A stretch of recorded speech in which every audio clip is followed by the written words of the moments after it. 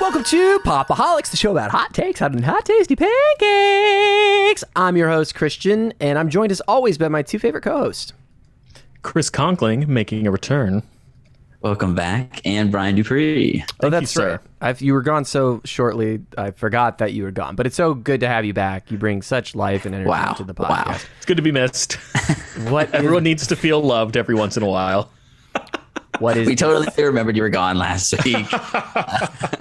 I didn't. I honestly didn't. It's been a long week. What is this crazy show that you're watching? Well, this is the Pop-O-Holics Weekly Upload. What do? We talk about the latest news in pop culture, what we've been consuming, have a little bit of community feedback, and then we wrap things right up. It wouldn't be a Pop-O-Holics show if we didn't do things a bit different. Just letting you all know, this is on the YouTube. If you follow us, subscribe to us on the YouTube channel, as well as comment on any of the videos we put out during August, which is our a ghost? No, that's a Predator. Because it's Predator month, you'll be entered to win a 4K digital copy of the original Predator, starring Arnie Schwartz. And not to give too much away, but we're covering a bunch of Predator movies this month, including Prey, which is Wednesday's episode. Which I hear is great. I'm very getting excited amazing to watch buzz. People are saying it's the best one since the original, which is high praise because, boys, I've dipped already. We already talked about how I watched all the Predator movies a couple of years ago, like binged them all. I rewatched Predator, got the 4K UHD. Rewatched Predator, and boys, it's back in my it's in my top 10 of all time. It's no that way. Good. The original Predator, to be clear, right? Yes. Oh yes. Dude. I can't wait to talk about it, and I'm so stoked for Prey. But it solidified its significance in pop culture, and what a cool movie that is. And I'm blown away. Oh my goodness, I'm so excited. That's ridiculously high praise. Yeah, and that'll be next week. We'll be dipping back into the original Predator. So I'm excited for you all to watch it. Any fresh eyes on Predator? No, I've seen it before. Brian, have you seen it before? I've seen it when I was young and haven't come back to it in a very long time. Fresh. So going to be relatively fresh. It's going to be similar. The last time I watched it was in college, so it has been like a decade. But it'll be I have similar seen it before. to when we get into what we've been consuming. I have a movie that I loved as a kid, but I have not seen in 20 years or so, and so it'll feel like fresh eyes. That's gonna be very exciting. So that'll be a week from now. The point is, if you're watching this on the YouTube or you're on the podcast channel, go on over to the YouTube, subscribe, and comment on every video we put out. We have 4 or 5 weekly uploads, and we're gonna have one review of Prey that's gonna be live, which is gonna be super dope.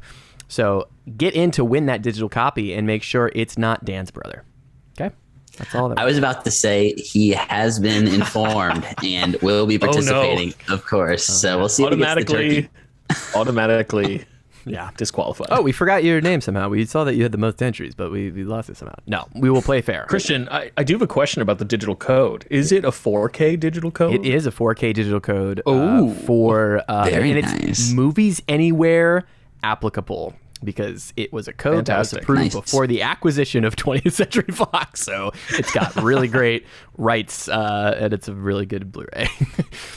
So anyway, that's that Predator month challenge. Please participate. I'd love for that to go to somebody who's never seen it before or wants to add it to their collection. That'd be really cool. But let's delay no further. Let's jump into all things Brian's Wacky News Corner. Start on wacky, start on wacky.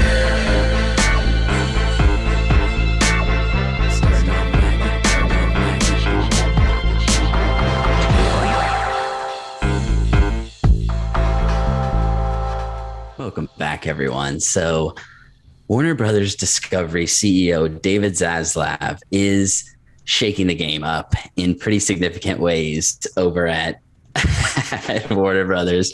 Chris was doing the jackhammer for those of you who can't see. He is very much embracing theatrical again. He is quoted as saying they've taken some aggressive steps to course correct the previous strategy brought in by the previous leadership in the company. What this functionally means is that the $70 million Batgirl, which was in post-production, as well as Scoob Holiday Haunt, the sequel to the animated Scoob, which a movie I loved. I think it didn't get the love it deserved. I liked it too. Definitely would have been there for the sequel personally, as well as the Wonder Twins movie that had been greenlit. All got shut down.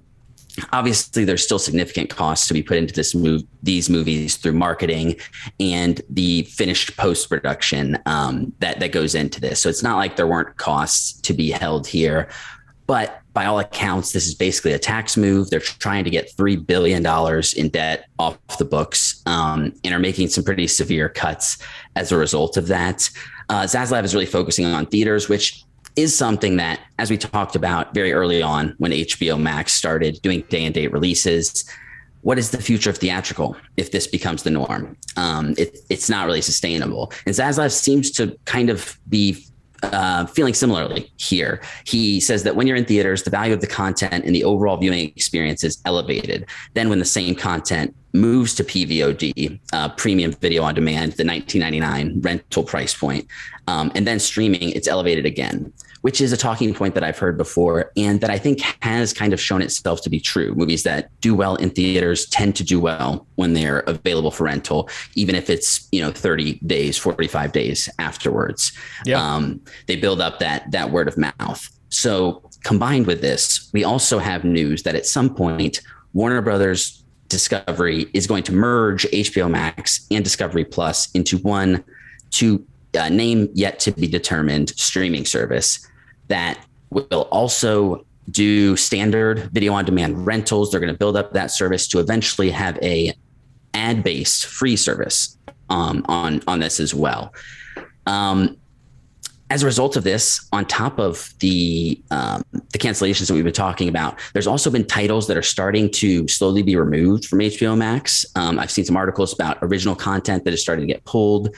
Not exactly sure what's happening there, but a lot of big shakeups happening. And it was a very long-winded explanation. But what do you guys think about the way David Zaslav is taking Warner Brothers Discovery? Chris, let's start with you. Okay.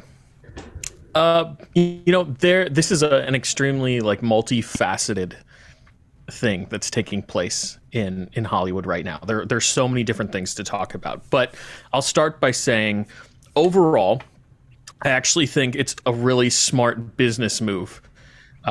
He just acquired this company that has a lot of debt. It has a lot of baggage associated with many of its most gigantic franchises. This is a man that's really just trying to course correct and set the company that he's merged with back on track so everybody can be successful, right? He's call him the Ross Perot of entertainment, giant entertainment conglomerates. That's a deep Ross Perot pull there. There you go. So it on the one hand, I feel bad for the creators that are not going to be able to show their projects to the world. I feel bad for the people working behind the scenes on HBO Max who are potentially going to be laid off. A lot of people are going to end up losing their jobs because of what's taking place at WB Discovery. And that sucks. I'll say that. That really sucks. But overall, I think, like I said, this makes perfect business sense. This last quarter, the company was $1.5 billion in losses in their streaming division.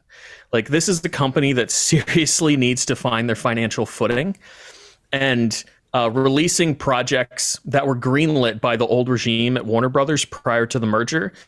And seemingly they didn't have a sense of quality over there. They kind of just released everything and greenlit everything. Prior to Discovery merging with WB, they had greenlit a Wonder Twins film.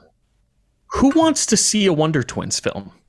These are the same executives that had also thought that putting a live action Powerpuff Girls television show on CW was a good idea.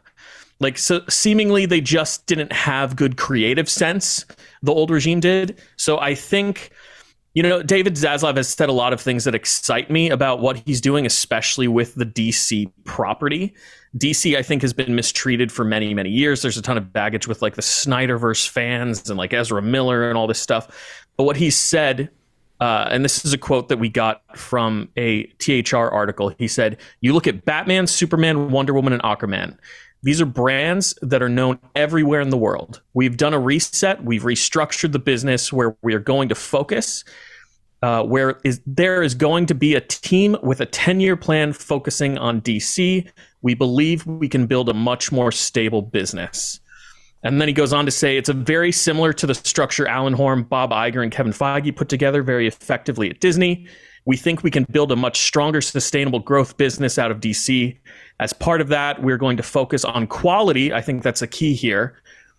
"We are not going to release any film before it's ready. DC is something we can make better." And I think going forward with this mentality, not wanting to release any film before it's ready, directly reflects on the decision that they made about Batgirl, right? They would rather have a tax write-down on the film, try to recoup some of the money they put into it, instead of putting it on HBO Max and gaining maybe no subscribers, having to invest more marketing money into it. This isn't the only option, right? So this was directed by Bilal Fallah and Adil El Arbi, the team who just did Miss Marvel. Just did Miss Marvel, which is one of my favorite.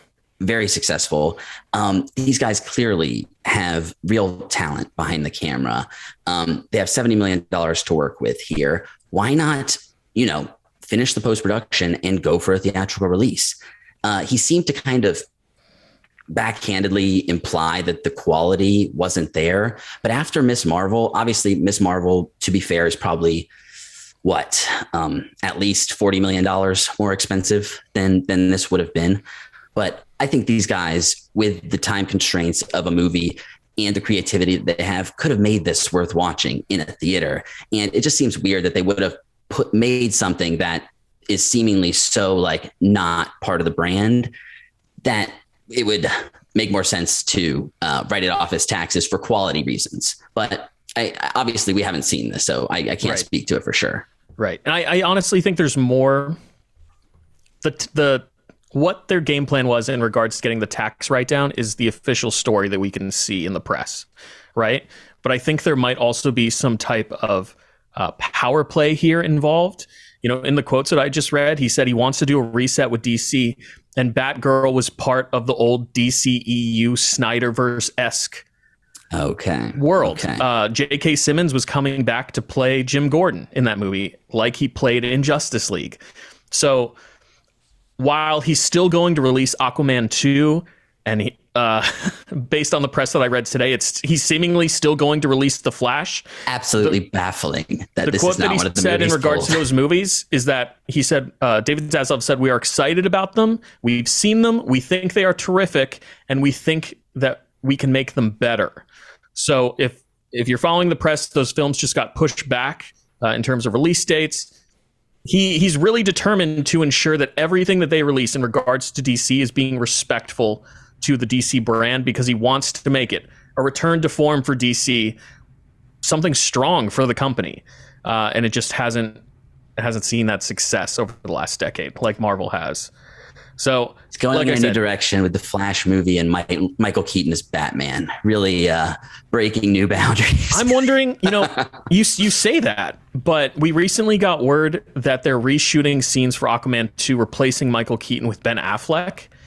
When he says we think we can make them even better, I'm wondering if they're going to do things make them to change even that better. They might make them even better. So like you could leave Michael Keaton in The Flash, and then when The Flash returns to the main timeline, just reshoot some scenes, make it Ben Affleck still, and then close the book on the Snyderverse forever and do your 10-year plan reboot. So at least in regards to DC, I can see where he's coming from, wanting to disassociate the company with what DC has done over the last 10 years and kind of start fresh. Right. But it's sad. And I feel bad for the creators. I feel bad for the actors in these properties. But I think from a business standpoint, I can see why he's doing all these things. I've rambled long enough. Christian, what are your thoughts? I do want to say real quick, Christian, just before Chris, you had mentioned that they're trying to do a 10-year plan Alan Horn was actually brought on as an advisor as well. So they're pulling from former Disney talent as well. Used to be Kevin Feige's boss. So I just wanted to say that on that. I think the 10-year plan with what we've seen from DC and how the Snyder verse went, it's laughable to me that DC is outwardly trying to be like, we're trying to do Marvel level, but it's a bold stance. Here's the difference between the two things. Christian, Christian. With the old regime, they never said they had a 10-year plan. Their goal was to catch up with Marvel that had already released. They were like all the Avengers films, right? They'd already gotten through phase 1 basically. When Man of Steel came out, 2012, the same year the first Avengers film came out. So they were playing catch up. The difference here is, based on what Zaslav is saying, I think what he's saying is we have a 10-year plan, but because we're not going to release any films that we don't deem to be of quality, we're going to focus on each individual film and take as much time as we need to build our connected universe, just like Marvel did when they first started. To me, it sounds like he's no longer trying to play catch up. He's just trying to fix a broken brand. Whereas the old regime was desperately trying to make that Marvel money instead of focusing on making quality films. And they ended up imploding on themselves. So I think that's kind of the main difference here in regards to the two ideologies of the two regimes of Warner Brothers, past and present. That's just my take, though. Yeah. So Christian, please give us your takes. Proof is in the pudding, right? You got a lot of plans. First movie comes out under this new regime, it's asshole. The 10-year plan is scrapped. So it's hilarious to me that you're trying to make any kind of shots. I think it's bold to come in and just a lot of times it's to make changes just to set a new tone, but it's challenge. Like, I think regardless, it's a challenging situation because Marvel didn't become successful after 10 failed films. They had some hits, some misses up until they started the connected universe stuff, and they naturally went into it. And we just don't know in 10 years the superhero is going to maybe go the way of the Western or, the 90s action, the 80s action. These are eras in cinema. We're talking about Predator all this month, and Predator really is cool because it's kind of the end of an over-the-top 80s action part. It's part of these films put out towards the end of it. So, it's strange, though, when you talk about, quality. I don't know, man. Man of Steel, to me, in my book, Man of Steel, Shazam, Batman vs. Superman, especially the director's cut, these films are, to me, top-tier Marvel DC. They put out some hits that are not even hits. I mean, they were hits because they made a bunch of money. But, interesting films. And guess what? My favorite part was they were very different. Despite what you think about them, they were very different tonally from what the Marvel was doing. So my fear is that, they're bringing all these Disney execs and we just get Justice League, Joss Whedon's Justice League for all this shit like that. Let's chase that tone. And that's not what these DC characters are, I think, in their best light. So, but I don't think it's necessarily a bad thing. I think that it is very risky, and it is going to depend on what happens and how these films turn out. And you can say you're focusing on quality, but what do you mean? Because there was quality stuff that was done in the DC before. Do you mind if I touch on that really quick? No, sure. I hear what you're saying, and I agree with you that I prefer the director's cut of a lot of the films that DC has released over the last decade. Yeah, Snyder's vision. I think, except for the Justice League. I guess that is a director's cut in a way. It's Joss Whedon. No, that's the one you prefer, though. A director cut in. Right. But the difference here, while you're right, the director's cuts are better, is that Marvel has never, and Kevin Feige has gone on record saying they will never release a director's cut of any of their films, and they have delivered on that promise, and he will not do it. Yeah, fuck them for that too. I also think that sucks. We have I think that Blade sucks, Runner. That sucks more recently than in the past with Marvel, but that's we'll a totally also other thing. Never release a good 4K disc. Kevin Feige. That's true. Disney says. That's a problem with the modern day blockbuster in general, though. Anyway, my point is the films that they initially released in theaters, the ones that the executives approved at the old regime of WB, were not good movies. So I think what David Zaslav is trying to do here is he's saying, we're going to give you the best film possible the first time around. And we're not going to make you spend an extra $20 to see the best version of this film. I agree with you that those director's cuts are good, and I do enjoy watching them. And to be Man fair, of Steel, I think BVS and Shazam were the initial releases, or not BVS, excuse me. Man of Steel and Shazam were the original. So in those two instances, those were good movies by themselves. I think the theatrical cuts. You're mainly talking about Suicide Squad and Justice League, I feel, when you're talking about the ones that... And Batman v Superman. See, I'm more sympathetic to the original cut of that as well, although I do prefer the I think cut. director's cut is improved, but I did not hate BVS as much as most you certainly, Chris. And you have stuff like Birds of Prey as well that's some of my favorite comic book stuff. And the recent Suicide Squad, like they have, and I would say when they hit, it's way better than the Marvel. Like I think they do more interesting, bold stuff. But I think my overall thing is like to say that you haven't had quality is kind of horse shit. Like because I don't think that's exactly what he was saying either, though. Sure. I think he is. That's why it felt a little bit disrespectful to these creators in particular, because it felt like these projects are not the quality and budget level that we're looking for anymore. Maybe I'm projecting there, but hopefully this, like we said, actually creates a more unified DC extended universe that that people actually that enjoy on the first go through. Yeah, and I interrupted you, Christian, to go on the digression. It's so okay. I'm sorry. Continue. I mean, if I think about, listen, everybody can spend giant companies' money a lot better than the people running the giant company, of course.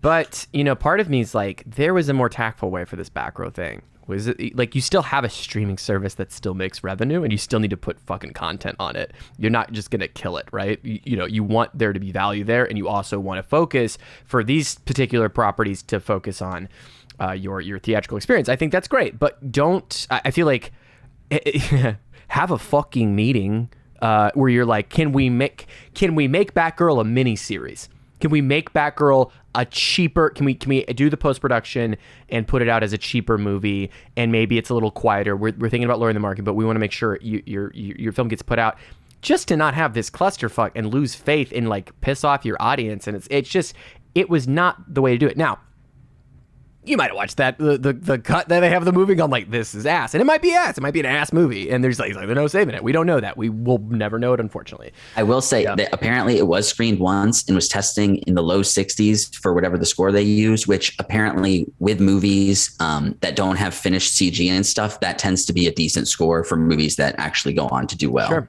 theatrically. Interesting. Yeah, that's an interesting data point. I don't think it was handled well. I'm not against the new vision, but clearly this is a PR fucking night, and that's how you're going to start. We want to start on the road. It's a PR fucking nightmare. That's exactly it. Yeah.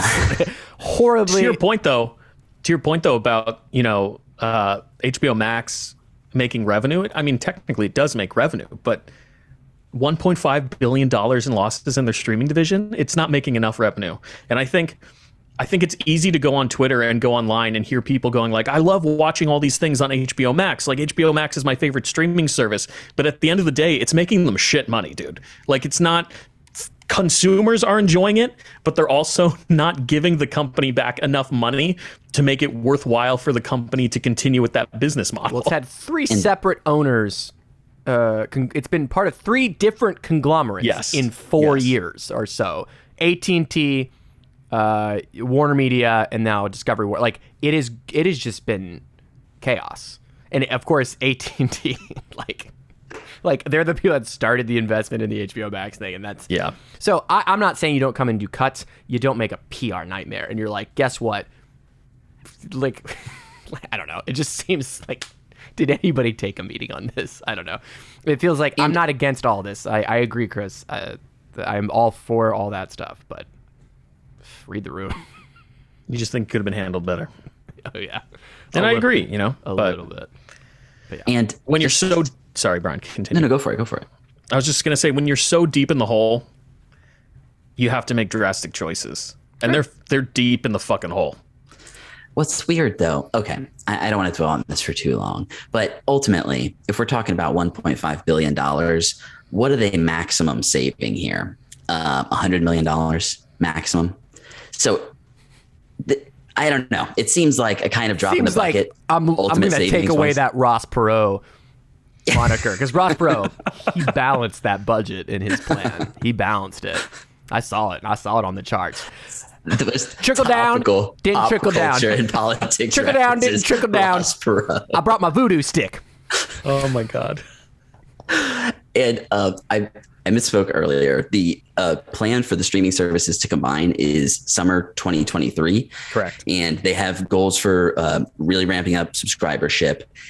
And I think to kind of what we were just talking about, in terms of revamping and needing to balance the budget, I think obviously that's why they're working towards a paid rental service combined with the free ad revenue generated service, because I'm sure that's going to be a decent portion of the money they bring in as well in the future.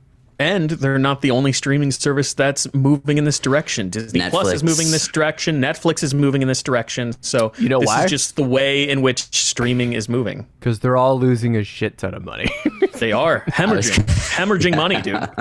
And guess what? There's just going to be ads all over all this content. The price is going to go up for them because unless you pay for an ad-free version, which is going to be, more expensive, obviously. Yeah, that's why Daddy's buying. That's why Daddy's buying all the movies he can. Yeah, I will have my own library. Thank you much, Mr. HBO Ross Perot Max. I got my library. CKD Max. Now put out a special edition of BVS for me. I don't know why I'm talking to him this way. Foghorn Leghorn negotiating physical media. We're off the rails. Brian, next news topic. So moving on. Conor McGregor, two-time UFC champion and ridiculously huge personality that I'm sure you've seen, whether it be in advertisements or from his UFC clips. He's going to make his feature film debut starring with Jake Gyllenhaal in a Roadhouse remake for Prime Video. This is directed by Doug Liman from a script written by Anthony Bagarazzi and Charles Mondry. You may know Doug Liman from a bunch of movies that he's done: Swingers, The Bourne Identity, Mr. and Mrs. Smith, Edge of Tomorrow, American Made in 2017. And I am not a big UFC guy. I am pretty squeamish when it comes to these sorts of action sports, and it is not the most fun thing for me to do to watch people get sometimes brutally beaten in this way. I will say I like it, but I have enjoyed it from time to time, but it just kind of makes me squirm. I like violence. But Conor McGregor is, even though he definitely toes the line or walks over the line of saying offensive things at times, he is a ridiculously huge and hilarious personality that, if used correctly, I imagine could be fun to watch on screen. I have not seen the original Roadhouse, but I know Patrick Swayze stars in this, huge star at the time, and this is a really well-known movie from back in the day. Have you guys seen Roadhouse? What do you know about Conor McGregor? Christian, let's start with you. I think this is the most perfect thing you could. I was reading the article and I was like, Conor McGregor. I was like, oh no, and then it was like in a Roadhouse reboot. And I was like, interesting. Okay. Yeah, you've seen his he's someone who's appeared on like podcast, done like little short like videos, and like has a couple of viral videos of him antagonizing other people or making fun of the way people fight and stuff. And he is a very humorous guy. He is he's kind of one of those entertainers that you love because, you know, he kind of has this WWE energy that you don't have a lot of in the UFC. Plays the heel. He plays the heel quite well. And so I have not seen the original Roadhouse in its entirety. I've seen clips. I've heard a lot about it. It's kind of one of those, like, it feels like I've seen it even though I haven't. But from what I know about the movie, this seems like a fun combo, and I'm very interested to see him make this transition. I think it will be more interesting and more successful than what's the one chick that was in Fast and Furious, Ronda Rousey. I think it'll be probably a bigger impact than that. So okay. So in terms of the plot of this movie, It follows a former UFC fighter played by Jake Gyllenhaal who takes a job as a bouncer at a rough and tumble roadhouse in the Florida Keys, but soon discovers that not everything is what it seems in this tropical paradise. So Florida boys getting a little representation here. Yeah. It's unclear who McGregor is going to be. I feel gross now. I don't know why I just cheered for that. It's unclear who McGregor is going to play. But Chris, what are your feelings on this? And have you ever seen Roadhouse? I'm going to make it a trifecta, boys, because I've also never seen the original Roadhouse. This was before our time. And it's to be not fair. Our demo. Correct. Also not really our demographic. But, you know, I'm a fan of Jake Gyllenhaal, and the premise seems interesting. I'm also, like you, Brian, not really a UFC guy, but based on you know, Conor McGregor's personality, Jake Gyllenhaal's acting sensibilities, like I said, the premise of the film, it sounds like it's going to be fun at the very least. I mean, Jake Gyllenhaal I'm intrigued. Takes good projects generally. He does. And, you know, even Conor McGregor said that he's been like looking at scripts and really holding off from entering the feature acting world until he found something that he felt was like worthy or a project that he wanted to do. So apparently he's turned down several projects already just because they weren't like what he wanted to do as his first feature. So that as well makes you think there might be some quality here. Yeah.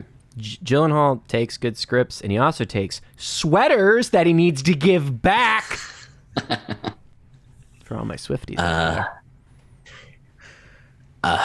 There was great Taylor Swift drama on the timeline lately with the private jets. Go check out those. Go check out the hot takes.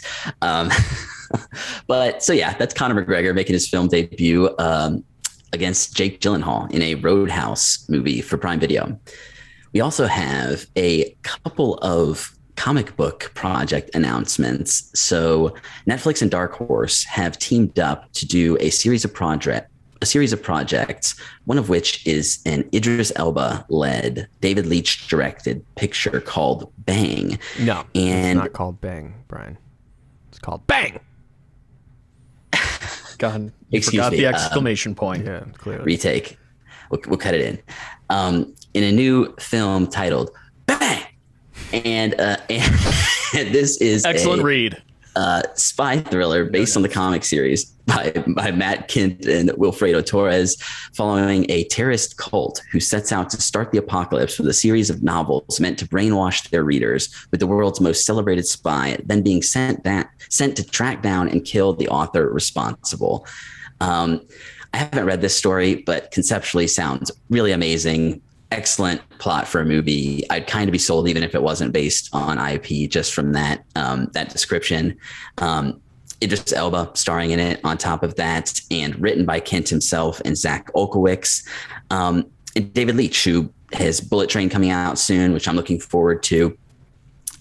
We also have Mind Management, which is a comic that I have read the first, I want to say 2 or 3 volumes. I haven't finished the whole thing, but it's really, really good.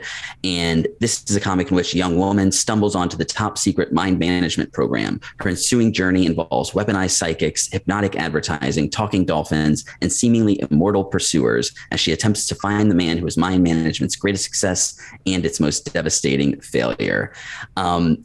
Curtis Gwynn is going to be producing this, who worked on Stranger Things, along with Dark Horse's Richardson and Goldberg.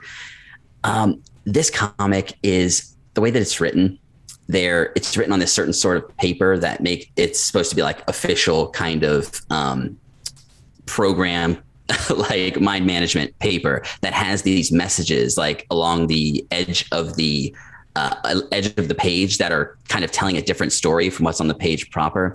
I'm not doing it justice, but really interesting kind of like comics layout stuff that's happening here. And obviously from the description, some really high-minded kind of concepts that are a lot of fun.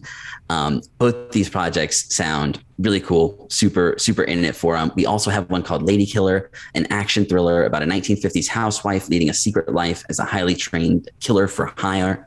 And Blake Lively is going to be producing and starring in that one. So Netflix and Dark Horse got a lot of really awesome stuff in the works here. I'm hoping all of this gets through production in the midst of the conversation we just had. You never know, but Netflix makes everything, bro. They're fine with losing all the money, apparently. So Chris, how do you feel about these new adaptations?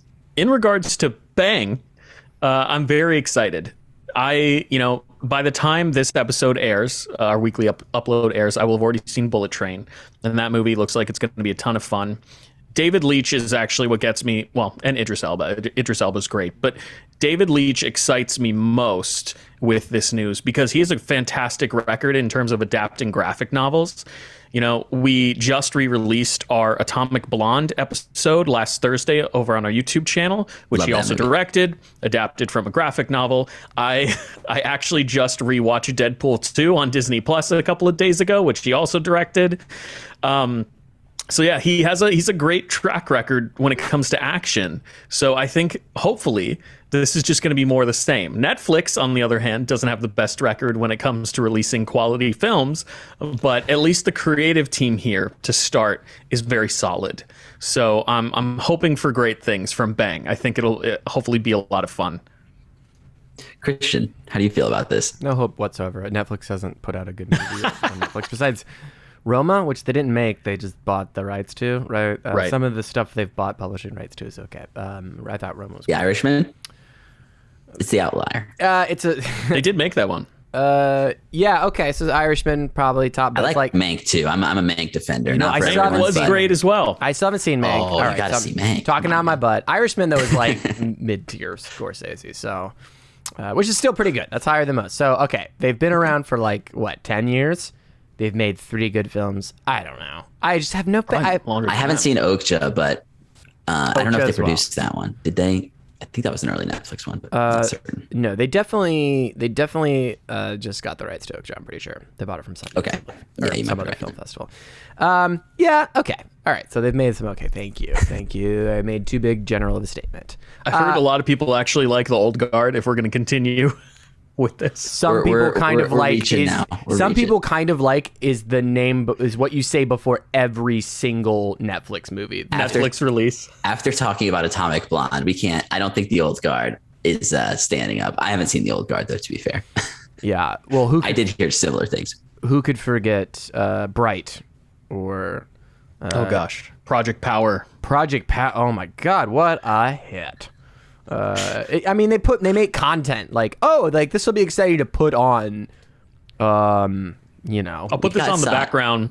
We while got I'm folding something coming laundry. later that I'm going to try and sell you guys on, but it might be definitionally what you're talking about here. So we'll I know get exactly what you're talking about, and I really hope it's not just a straight up another Project Power. Can I tell you that I've just gotten hope not so as out well. of and my fiance is clearly in here, and this last thing I'll say, and I hope these projects are great. I wish them the best. Every day's Christmas.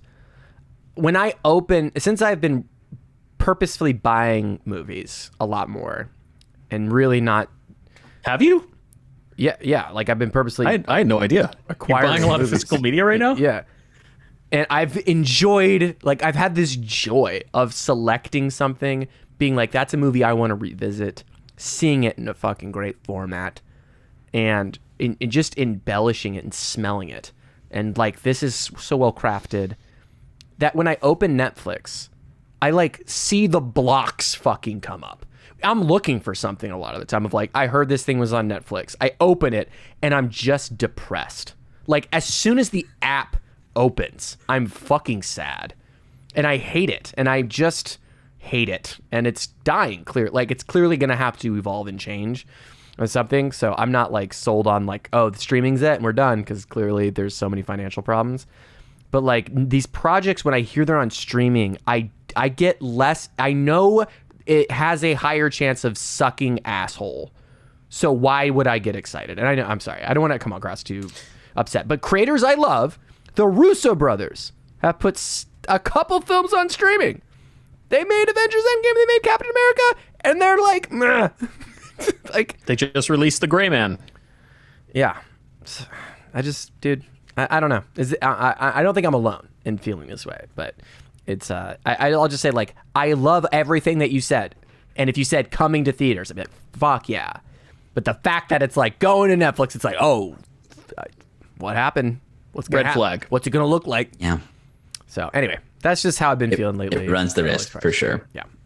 But I'll get off my stuck up. To be clear, I agree with you, Christian. Good. Glad we're in agreement. It's wonderful. So that is a few new projects from the new Netflix and Dark Horse Entertainment deal that, I'm sure we'll keep you in the loop on as they get further into production. Moving into some stuff that's coming out this week. On Wednesday, coming to Disney Plus, a show that we talked about recently, I Am Groot, is premiering. It's 5 episodes. So this is 5 shorts. Each follows baby Groot as he grows up in the galaxy, going on adventures with new and unusual characters that get him into trouble.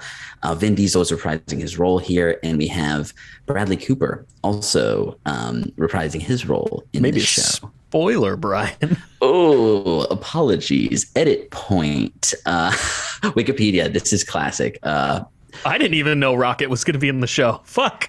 It didn't say. I'm so sorry. Never mind.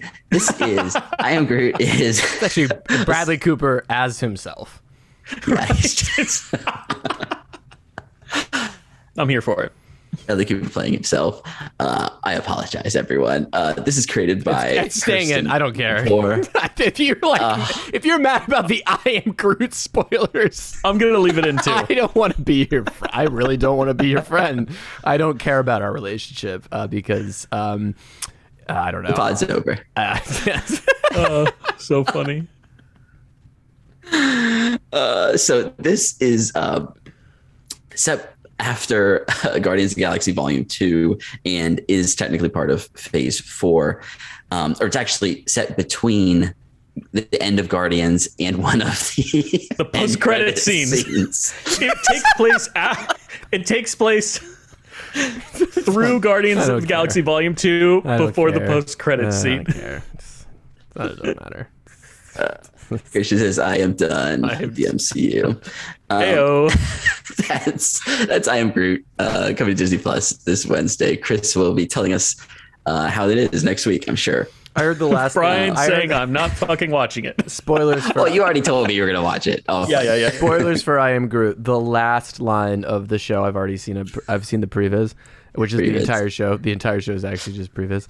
The last line when Groot says I am Groot, I lost it. It was nuts. Died. Yeah. Crazy. So emotionally ridiculously powerful. Yeah, it was one of the best readings from Vin Diesel. Since we spoke about this, just to tack a little more info on for our listeners and viewers, Christian and I were speculating about the episode durations. And apparently all 5 shorts are roughly 25 to 25 minutes long in total. That's each short's going to be like 3 to 5 minutes. Oh, you meant the whole series. Okay. Yeah, the whole the whole series is going to be roughly 20 to 25 minutes long. Hey, say you don't know how executives perfect. invest money in animation without saying you know how executives invest money in animation. League of Their Own. This is the week of bringing back old projects in different forms. This one, it's kind of a similar form because this is a movie coming to Prime Video. This is a TV show, a series coming to Prime Video. It is co-created by Will Graham and Abby Jacobson. Abby Jacobson was one of the main stars and creators of Broad City, a show that I was a fan of. It's an adaptation of the 1992 film of the same name with new characters and storylines, and it's about the formation of a World War II era women's professional baseball team. It stars Shantae Adams, Darcy Carden, Roberta Colindrez, Bemisola Icumel, Kelly McCormick, and Priscilla Delgado. Abby Jacobson's name being attached to this was kind of an immediate kind of like, oh, okay. I haven't seen her in all that much since Broad City. And I haven't actually seen the original of this movie either, which is crazy because I was a baseball kid growing up and saw so many of these classic baseball movies. So this is kind of an impetus for me to kind of go back and watch this classic one. But obviously this is a new take, updated for the modern time with new characters and a new storyline. And as well as all the female characters, we have Nick Offerman, who is a supporting character as well.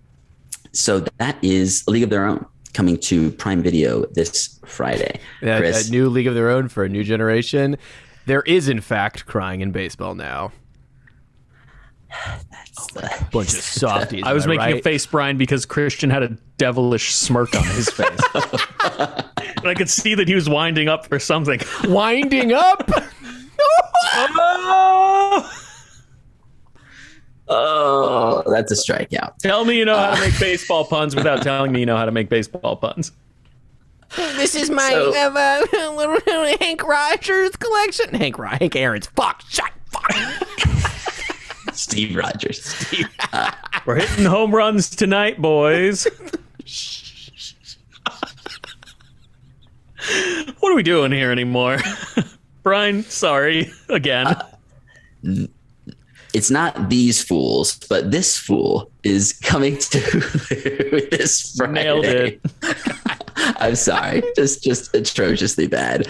This is the new original comedy starring comedian Chris Estrada, who is a comedian that I had not heard of before, and I'm hoping, because you guys are more plugged into the scene, that this name may ring a bell. It's inspired by his life and his stand-up. It's from ABC's Signature, and it centers on Julio Lopez, played by Estrada, a 30-year-old who still lives at home.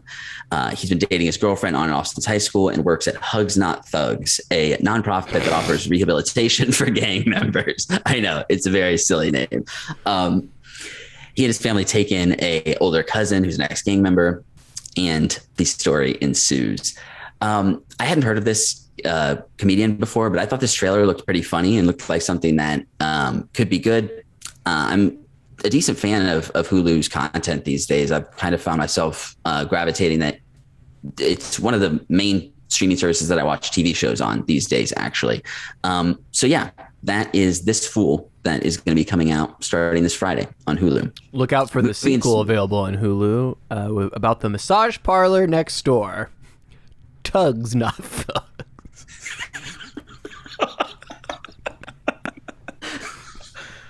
Oh boy.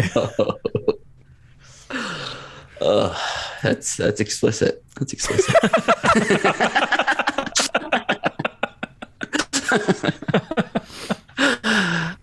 So moving on to some movies that are coming out this week, we have INU-OH. This is a Japanese animated movie directed by Masaki Yuasa. I apologize about pronunciation here. It's based upon a novel by Hideo Furukawa, and it is set in 14th century Japan and centers on the friendship between INU-OH, a dancer born with unique physical characteristics, and Tomona, a blind musician. Ostracized by society due to their physical differences, they nonetheless use their artistic abilities to try and become superstars. The animation in this trailer looks incredible. It is like, I don't even know how to describe it, almost like a rock music video of sorts. The trailer is specifically, with not necessarily a horror element, but this kind of dark thing that's happening. I don't know, Chris, how did you feel about this trailer? This is one that I hadn't heard of before looking up news this week, and was kind of an immediate, like, if this is screening near me, I'm definitely going to check this out. Yeah, this movie looks insane, to say the least. I really wanted to point out what the Wrap said about this movie, how they described it. They said, brilliantly intense and unhinged, the best feudal Japanese hair metal, demonic, cursed, serial killer, political tragedy, rock opera of the year. Yes. Based on that description, this movie sounds amazing. And the director, while I'm not familiar with his directorial work, he has, animated on shows that I've watched growing up, like Samurai Champloo. He's been, the key animator on those shows. So yeah, this is something I'm very interested in checking out. It looks visually stunning and totally bizarre, and I'm here for it. Yes, that's INU-OH. That'll be out in theaters this Friday. Something else that's coming to theaters, we have Mack and Rita. So the plot of this is, after wandering into a regression pod during her best friend's bachelorette party, a woman in her 30s wakes up as a 65-year-old, which is nothing like she imagined. This is directed by Katie Asselton and written by Madeline Walter and Paul Welsh, and stars Diane Keaton, Elizabeth Lail, Taylor Page, Dustin Milligan, Nicole Byer, Simon Rex, and many more. this looks like your classy Freaky Friday-like story that maybe you've seen before, but it has this added element of this woman always feeling like she was older and then kind of finding herself by being in this new body. And it looks like it's kind of dealing with like social media influencer stuff as well, a little bit, some modern social media twist added onto it. And with Diane Keaton in the lead, got to imagine this is going to be worth watching in some capacity. But yeah, that'll be in theaters this Friday. That's Mack and Rita. Moving on to the last thing that's coming out this week, which I warned you of earlier. Day Shift is coming to Netflix this Friday. This follows a hardworking dad out to provide for his daughter, who uses a pool cleaning job as a front for his real gig, hunting and killing vampires. This is directed by J.J. Perry in his directorial debut with a screenplay by Tyler Tice and Shay Hatton, based on a story by Tyler Tice, and it stars Jamie Foxx, Dave Franco, Snoop Dogg, Natasha Liu Bordizzo, Megan Good, Carlos Souza, Scott Adkins, and Steve Howie. The trailer looks silly and fun. I always feel like I'm going to watch these Netflix movies, and then often with things like Project Power, which I was kind of interested in and never ended up watching. You assholes, you made me. I went in and I watched it for you. But I think I'm going to check this one out. The trailer hooked me. No promises, but Day Shift. How do you guys feel about this? Even though it's coming to Netflix, I want success for Jamie Foxx. I want him to have a successful congratulations. Film. He's done it. We did it. Mission accomplished. I think he's won an Oscar, if I'm not mistaken. I want success for Jamie Foxx on Netflix, is what I'm saying. Okay. He's trying. He's really trying. Oh. This movie looks like it's going to be fun. I'm in for the vampire killing. I also really like Dave Franco. Yeah. Against my better judgment, Brian, I swear to God, you better watch this movie.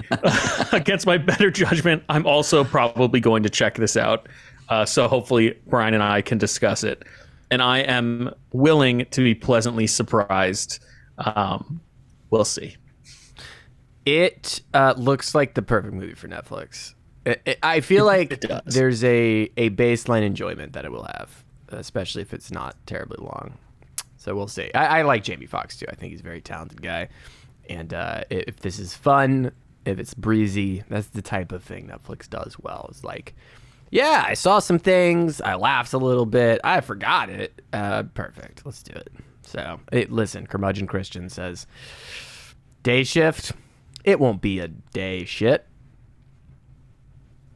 Kill me. Throw it on the poster. We're selling this movie. That's Day Shift. That'll be coming to Netflix. There is no Friday. poster because it's not going to be anywhere in public. It's only in your homes and in your hearts. Hopefully in your hearts. And that wraps it up for the news this week.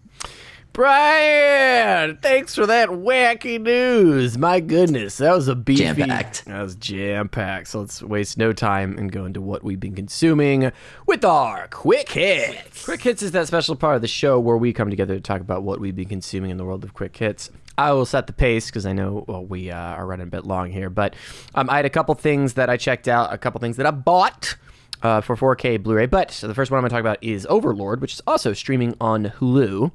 Hulu. Overlord streaming here. So wait, you did watch the 4K physical of this, though, yes. Right? Just to be clear. Okay. And this is famously was like they did the thing where they're like, it's J.J. Abrams' Overlord, and they just would like smash that into everybody's faces, but he wasn't right. He produced it, which the influence of J.J. is all over this film. This is plot description from IMDb. A small group of American soldiers find horror. This is key. They find horror behind enemy lines on the eve of D-Day. And I remember when this came out, I heard a lot of like buzz of like, oh, this movie that just came out of nowhere is actually a lot of fun. And it's directed by Julius Avery, and it stars Jovan Adepo, which is like, this is, he was in, what was he in? He was in this one movie, Fences, that I did not see. And he's from The Leftovers, but this is one of his most prominent film starring roles. And Wyatt Russell, who you may know as Bad Captain America, Bad Cap from the Falcon Winter Soldier Boy show. And many more. And this is it's a J.J. Abrams produced, high special effects, but kind of mid-budget action films, kind of something we don't get a lot of, with like a horror twist. So this is sort of a genre mashup attempt. And I remember I wanted to see this movie for a long time because I heard really good buzz. And I have to say, it was a critical, buzz. I think it opens with an insanely surprising, really cool action scene that reminds me of JJ's work. Again, he did not direct this film, but there's lots of lens flare and lots of particle effects going on. So Bad Robot Special Effects Company definitely heavily involved. So it's got his schmear all over it. Opens with a very gross image, bombastic. It's just lens flare. Okay, the schmear is lens flare. There's a lot of it. I don't know how it was happening in World War II, but it's there. And so these people, Project Overlord, by the way, is a real thing.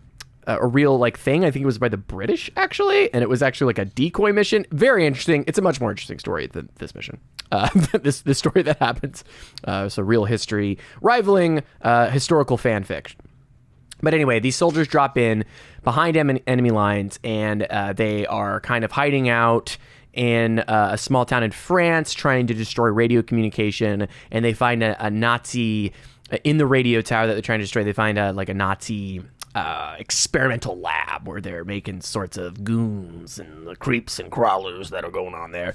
And I thought it was very watchable all the way through from start to finish. I think the character development is a little hit or miss. Specifically, there is a young man doing John Magaro, who may be Italian himself, but he's doing the most obnoxious, like, Italian guy thing. They have, like, all the stereotypes from, like, these war movies. He's like, "Hey, what are you doing? And ultimately, his character has a redeemed blend. He's kind of the more obnoxious. I love Wyatt Russell. I loved him in that. He was one of my favorite parts of that Captain Winter Soldier Boy show. So it's great to see him. He's doing a pretty similar thing, but he's very effective at it. And ultimately, I found it very satisfying by the end. It opens really strong, and there's a really cool ending kind of set piece that happens. But it leaves a little bit desired from the horror elements. It really advertises itself. If you look at the font of Overlord, if you just Google it, and you look at the font, it's really like metal, right? And it advertises horrors, and it's pretty light. It's pretty light on this horror element that I wish, actually, for not a big horror fan, for this, historical fiction to mash up Nazi horror, I'm like, give it to me. And I think it leaves a little bit desired. I think they could have gone harder in the horror element. But I think an enjoyable watch. If you're into either of those things, I think you'll get something out of it. And I do think it's worth it to see the cast of characters and the story that goes through. There's some high points, there's some low points with the characters, but I think it's an overall pretty good watch. Neither of you have seen this, right? I have not, no. No, unfortunately not. Although I remember people telling me that I might like it at the time. Yeah, it's on Hulu, and it's better than most Netflix movies. So that is Overlord. Okay. It is now streaming on Hulu, available on 4K UHD. It was a $10 sale, I believe, on Amazon for that bluey boys. I also revisited Arrow Video, who's one of like the premier boutique physical media labels that is buying up rights to older movies and releasing them in these beautiful box sets. I got a True Romance set, one of my favorite movies. I've been keeping an eye on their website. They recently released Tremors. Have either of you seen the 1990 Kevin Bacon vehicle Tremors? I have not seen Tremors. I have definitely seen this movie at some point in my childhood and have only very vague recollections. It's similar to Predator in that regard, I think. Like, definitely seen it. Don't really remember much about it. It has like giant worms, right? Yeah, or something like that. Yep. Yeah, underground worms that come up from the ground and kill you. And this is very much in the vein of like Eight-Legged Freaks, a movie that came out after, but similar vibe. It is in the horror buddy comedy genre. And I remember like loving this movie as a kid. I don't know why, but I also loved Eight-Legged Freaks. So, it's a similar kind of pacing. But I hadn't seen it in forever. And I was like, yeah, I'll buy the 4K Blu-ray box special edition. And man, revisiting this is a movie Kevin Bacon at one point said was the lowest point of his career. A movie that he openly admitted to doing to pay for his new house, and eventually came around and said, like, it was one of the best times of my life. I was really down on it because I thought of myself as a higher artist, but looking back, the fun on that set was the most fun I've had. I've learned to love it. It's one of my favorite movies I've been in ever. They came around on it, and for good reason. This movie is silly as shit, but it's so much fun. It's light and breezy. It is pure like late 80s, early 90s horror, fun, goofy shenanigans. Kevin Bacon and his sidekick, Fred Ward, who starred in all the subsequent Tremor movies, by the way. Just over the top, goofy, country boys that live in a small town that have this great comedic back and forth. While they're how do they do things? I mean, they do things just a wee bit different. No, they kind of do things the same, and they want to change. It's really it. They want to be big city folks, but they can't escape their small town because the town that they're trying to leave is being attacked by earthworms, giant man-eating earthworms that kind of look very phallic. And it is, again, it's a ton of fun. I do think there's some fun creature. Obviously, early 90s, this film came out the year I was born. So the effects are all practical, and I think mostly all work and add to the tension. They establish the rules of the worms very well, and there's good tension. It's different how they have to change through each encounter, and the movie just flies by. I think it's like 90 minutes or something. Reba McEntire plays like a doomsday prepper wife who like shoots lots of guns, and you can't say that about every movie. Kevin Bacon is super silly, and it's just a ton of fun. It's goofy. I mean, it's a goofy movie, but it was really but not like, literally a goofy movie, right? No, that movie actually also scared me classic. More than Tremors. The opening 10 minutes of the goofy movie is the most horrific thing. We talked about that, yeah. Yeah.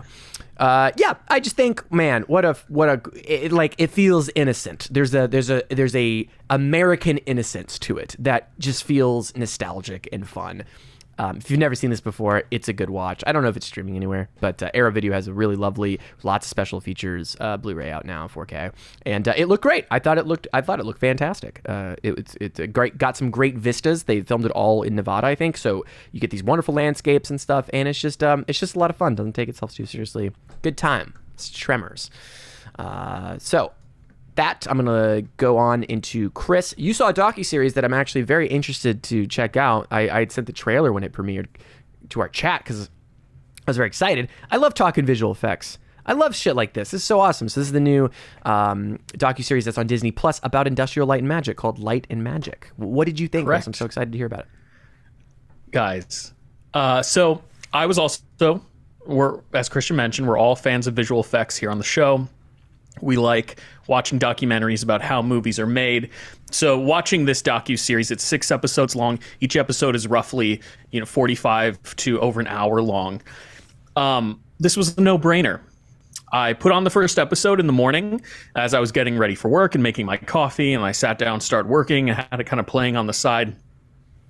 And I ended up watching all 6 episodes in one day because I was so captivated by this docu-series. I've seen a lot of behind the scenes from ILM just from like watching documentaries about the making of Star Wars or documentaries about the making of Jurassic Park. So there were some things that I already knew about, but this docuseries is so fascinating. It starts from Industrial Light and Magic's inception with the first Star Wars in 1977. And the trials they had to go through with developing the technology to make that movie, and then how the company just kind of grew from there.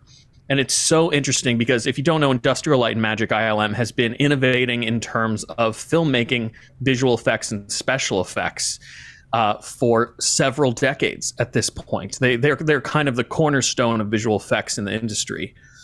And yeah, I think this might be my favorite docu-series that has come from Disney Plus so far. It's just so informative, and they show things that I hadn't seen before. There are a lot of interviews with people that were involved in the early days. The docu-series itself is directed by Lawrence Kasdan. For those familiar, he wrote the scripts for Empire Strikes Back. and Return of the Jedi, and many other of your favorite pop culture classics. Solo Star Wars yeah. story casted. Did he write a solo Star Wars story? I don't know. He might have a credit as a. He wrote The Force Awakens with his son. I know that. I think 600 people wrote solo Star Wars story by the end of the day. That's very possible, but that's neither here nor there. I highly recommend the docuseries. It's absolutely wonderful, especially if you're a fan of how films are made. And they don't just stick to Disney films. You know, they talk about T2 and the impact that it had on the special effects industry. They talk about Willow for a little bit. They really do cover the gamut of like all these cornerstone films that helped push the industry forward in regards to how it uses special effects and visual effects. And it was just an absolute treat. As soon as I was done with it, I didn't do this, but as soon as I was done with it, I almost started it over again. That's cool. How much I loved it. So I think both of you are really going to like it. I think those listening to our show, I'm assuming a lot of you probably like visual effects and documentaries like this as well. They're more audio people. So you can listen to it. You can listen to it if you want. But this is a high recommend from me. Definitely worth checking out. Light and Magic. It's exciting. You know, I saw an interview with George Lucas and another famous person that was interviewing him, and he was just talking about, it was like a big long interview. It's on YouTube. Him talking about it like George Lucas talking about his entire life. And when he mentions like ILM and the inception of it, he's like, you know, it was an old trick that Coppola told me when I was filming the film. We had to do all these special effects, and there was no company doing it. And Coppola says, well, here's how you make more money and save money on the pictures. You make your own company and pay yourself with the production company, and that's how you bag it all. And I was like, that is very smart. It's a very good idea. Genius. So invented out of a way to save money and make more money on being the director. Is it like, oh, the only company that does these special effects is my company? So right. I mean, honestly, it was invented out of the necessity. No one was doing it. No, they had to special effects that weren't available at the time. They had to invent everything they did. Yeah, from scratch. Yeah, and they cover all of that. And it's just a blast and super informative to watch. Yeah, it's very cool. So that's Light and Magic streaming on Disney Plus. Brian, we're gonna end with you. We've been waiting for it. We talked about it on our Comic-Con episode. It was we got our final previews for it. You've finally seen. You're the Sandman expert. You got to see it early though, right, Brian? I did. It's technically not out yet as of recording. I got to see it 2 days early. Press? Because you got the press passes because we're so official? It was not press pass. There was some Neil Gaiman had tweeted something out where you just had to give your email and you were put into kind of a drawing system to potentially get a link 2 days before. So I'm not sure if it'll be out with when it comes out on Netflix, but there was also a conversation between Neil Gaiman and George R.R. Martin, and they've been friends for a long time now. Met, I think, in the late 80s at some point. Well, I'm excited you got that drawing to see it early instead of Neil Gaiman also said, and also a select few will be visited by Dream. And good luck. But what did you think? It'll be on time as of the release of this episode. Yes, people will have finished the whole season by the time they hear this. But that's the Pop-O-Holics. But you got to see it early, and that's all that matters. It did, and I thought episode 1 was incredible. It was called Sleep of the Just. It seems to be a nearly exact adaptation of issue 1 of the comic. Wow. Not necessarily like shot for shot, but this general plot where we're introduced to Dream. There is a nightmare that has escaped into the real world and is murdering real people in the real world called the Corinthian. This is played by Boyd Holbrook, who is doing great so far. We obviously have Tom Sturridge as Dream himself. I wasn't exactly sure how this was going to work. I think so far he's been an incredible Dream. With there's a lot of narration that happens. So there's voiceover before we even really see Dream. And it just starts off with this classic, beautiful game and stuff with Dream saying something like, the story begins in the waking world, which the humans insist on calling the real world or something. And that just walks us into who Dream is and what he represents. The first episode follows a occult group who is trying to capture death, and basically by accident, because Dream is kind of in a vulnerable position gets captured by this guy. And we see the results of that on the waking world. Gaiman shows us from the beginning here. He loves to do this thing where he's mixing his mythology with modern history. So he incorporates this actual illness that they name in the episode. It's a sleeping disease where people would sometimes sleep for decades, like be essentially in comas, or like they would sleepwalk and stuff. And they get into it in the episode, but they mention the name of the disease, and he ties this thing that's happening with his mythological character that he's created into this real event. And this is what happens throughout Sandman and why it's so brilliant and profound. But I thought this was a perfect introduction into this universe and brought me right back to issue 1 of the comic. So I am ridiculously excited to continue watching this. And I hope everyone that's listening to this has enjoyed it if they've already watched it. And I'll be catching up soon. Now, the biggest question that I have 2. First one would be, is it visually satisfying? And my second question would be, do you think you're very knowledgeable on what the story is? Seems like it's very true to the comic. Do you think that this is a mass market, people can understand this, and you feel like they're driving like a digestible drama through the story and the way they're presenting it? So far, I would say so.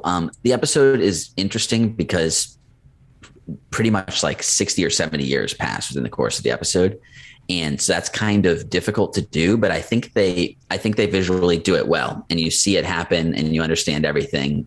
So it's given me hope. Gaiman, prior to in the interview with Martin, was talking about how sometimes in particular issues where you don't have a lot of narration or very little dialogue, even how some issues will have, 90% of the dialogue won't be from Sandman, but then other issues or other episodes like this one will be 95% just straight pulled from the comic itself. So I think it varies, but it does seem to be a reasonable and understandable entry point, I would say.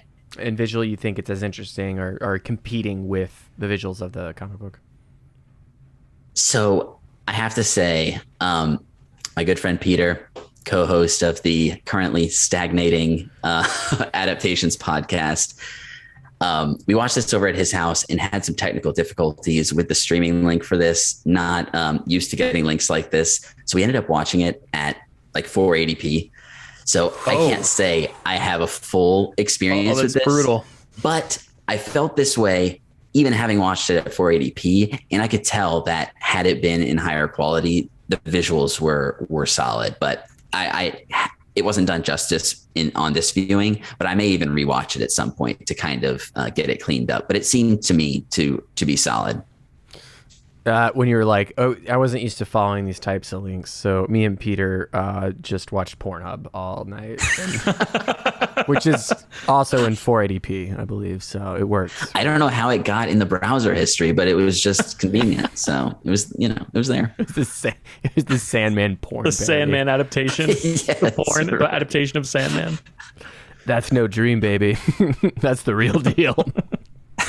It was only a dream. That is the Sandman. It is, by the time this drops, will be all available on the flicks for you to watch. Brian says, even in 480p, doing some Neil Gaiman justice. So it's good to see. Because, the adaptation of American Gods, right? That was also Gaiman? Am I wrong about that? Correct. Yes. And I've heard that was a rougher, that was mixed. It was very mixed when that came out. And see, I can't remember which one, because I know there was one that he was heavily involved in production on, and I can't remember if it was American Gods or if it was the other that he had done recently, if it was Good Omens. I think Good Omens was the one that he was more heavily involved in and maybe was a bit more well-received. I apologize if that's incorrect, but I think so. I've only seen the parody, American Gods. That was also on Pornhub. Christian only watching porn adaptations of Neil Gaiman's work. I just find the plot easier to follow. Let's thank you, Brian. Let's move on and wrap things up with community feedback. Welcome back to the community feedback section, loyal viewers and listeners. In this section, the Pop-O-Holics take care of some housekeeping. We will go over Oh, Christian's making the housekeeping noises. We'll go over our upcoming Throwback Thursday episode. If we have a poll over on our Twitter at Pop-O-Holics, we'll go over the results of that poll. And then, of course, we'll read any written 5-star reviews from either Spotify or the Apple Podcasts app here in this section. Today, we're only going to go over our Throwback Thursday episode coming out. Head on over to our YouTube channel, youtube.com/Pop-O-Holics on Thursday. This week, we're continuing our Women Empowerment Month from 2020 with a review of Birds of Prey. And we have special guest Hilary Weiss on that episode. From what I recall, all of us enjoyed the movie. It's been a while since I'd listened to that conversation or seen the movie, but I think there's a lot to love. Is there anything that you guys remember specifically about the episode or anything you want to point out? I definitely remember there not being a ridiculously offensive live mix of a track that happened. Something started in that episode that didn't end fast enough. Christian, do you have any idea what I'm talking about? But I'm pretty sure it was removed Pretty sure it was the from the Reich. larger. Thank God it was removed. Yes. Pretty sure it was removed post the morning after. That episode was great, and I guest. remember. Yeah, that's in the download of like only our most loyalist of listeners, and it eventually will cancel us one day. The listeners that grabbed it up quick. Oh, poor Hillary. She's such a professional. She's never she come back. is. She's very professional. And it was great to have her on the show. She's an old high school friend of mine. But yeah, it was a lot of fun. Christian, that's going to do it for the community feedback section. Where else can our loyal listeners and viewers find us online? They could follow a link that's in the show notes or the podcast description to our link tree. Take us to all the social media. We do those polls on Twitter. We also got a thriving TikTok. That is really blowing up lately. Charlie Cox, people love the Cox, so we're doing real big numbies over on the talk. Yeah, it's there. We got our special Predator giveaway, so please comment and subscribe to the YouTube channel, and any of our August weekly uploads are our Prey review, and you'll be entered to win a digital 4K version of Predator starring Arnie Schwartz. Yeah, that's going to do it for the show. Very exciting, boys. Thank you so much for coming together to do another wonderful pod. Nice, tasty pod. You're supposed to say you're welcome. God damn it, amateurs. All right, let's close out with Christian's, everybody's favorite section, Christian's TikTok of the week. Hi, my name's Zeke. I'm the star of the Disney Channel original series Zeke with a beak. I'm just your average 13-year-old, but I'm slowly turning into a bird.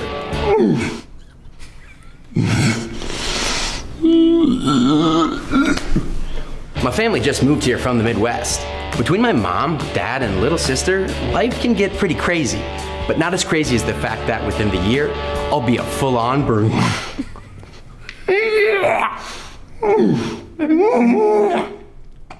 Those are my two best friends. Their names are Tristan and Nash. I know no matter what happens, they'll always have my...